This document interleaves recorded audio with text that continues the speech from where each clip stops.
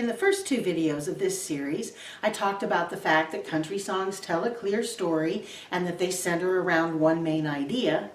What I want to talk about in this video is how to arrange your melodies so they work for commercial country radio. Now, if you listen to country radio these days, you'll hear a wide variety of musical styles, but almost without exception, the songs all use a standard song form. So if you want to get your songs on the radio, you probably have a better shot if you use one too. Standard song forms are regular patterns of how you arrange the different sections of your song. And the different sections are the verse, the pre-chorus, the chorus, and the bridge. And each one of those sections should have its own melody different than any of the other sections, but every time it repeats, the melody should stay the same. In other words, every verse should have the same melody, same thing with the pre-chorus and the chorus and the bridge.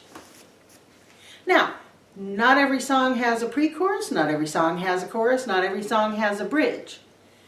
The oldest song form is just a string of verses. That's what all the old folk songs were, but there are some modern examples of that, like George Strait's Amarillo By Morning or Miranda Lambert's Tin Man.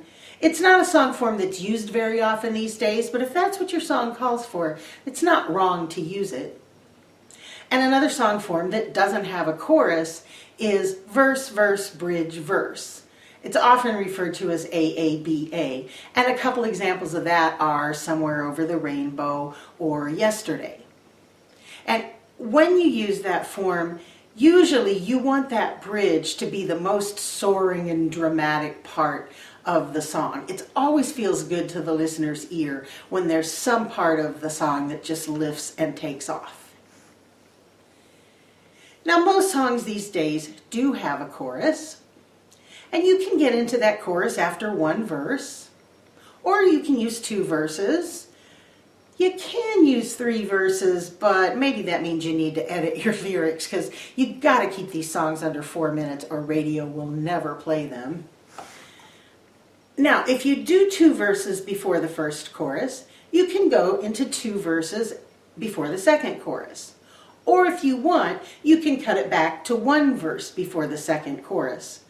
What you don't want to do is start out with one verse before the chorus and then have two verses before the next chorus, because you've already set up the expectation that the chorus comes in after one verse, and your listeners might get restless sitting through that second verse before they get to the chorus. Now, sometimes you write a verse and you need a little something more before the chorus, but you don't need a whole nother verse. So in that case, you can use a pre-chorus. A pre-chorus is a transitional melody between the verse and the chorus. It's usually shorter than the verse. It's probably going to sound strange if it's longer than the verse. But the way I think a great pre-chorus melody works is it builds some tension. You know, it's kind of like a slingshot where you're pulling it back and then you can let it fly in the chorus. Now, when you get to the chorus, you definitely want it to contrast with and stand out from whatever you've heard before. I once heard the great songwriter John Gerard say, I think when you get to the chorus, it should kind of jump out at you and say, hi, here I am, I'm the chorus. I know when I write a chorus, I always try to imagine the singer on stage in a big stadium and then see if I can picture the whole crowd leaping to their feet and singing along when the chorus kicks in. Now, after you've heard verse, chorus a couple times, you don't have to go on from there if you've said everything you've had to say.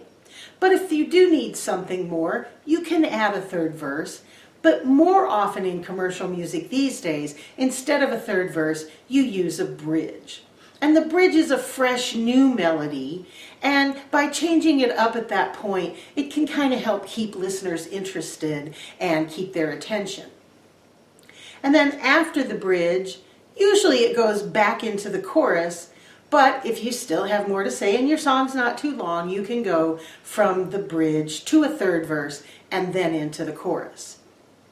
And one other thing I want to say is it's very rare in commercial music that you hear the chorus more than 3 times. That's usually enough. And that's not counting at the end if you're repeating it as part of the arrangement. So, those are the standard song forms. And I know I've blown through them pretty quickly, but to make it easier on you, I've put a list of them in the description down underneath this video. These song forms get used over and over because they work really well. And part of why they work really well is because they get used over and over. Remember, radio is a medium most people are listening to while they're doing something else. So you want to make it as easy as possible for them to follow your song. And using a structure they're familiar with really helps.